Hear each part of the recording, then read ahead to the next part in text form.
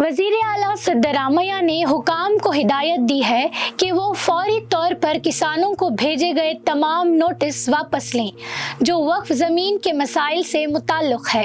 ये यकीन दहानी करते हुए कि कोई खलल ना हो।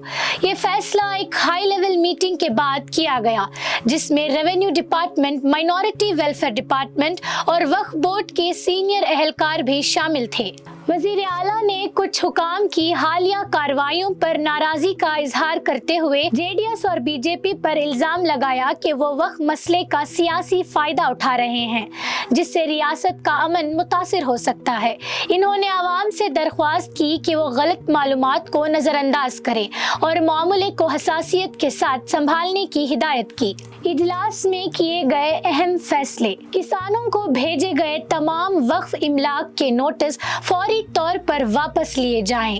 हुकाम को हिदायत दी गई है कि किसानों को इनकी ज़ेर मिल्कियत ज़मीनों के बारे में परेशान ना करें। ज़मीन के रिकॉर्ड पानी में किसी भी गैर मिजाज तब्दीली को फौरन ख़त्म किया जाए। इजलास में लॉ और पार्लिमानी उमूर के वजीर HK Patil, revenue minister Krishna Byre Gowda, chief secretary Rajendra Kataria और वक्फ बोर्ड के CEO जीलानी भी शामिल थे।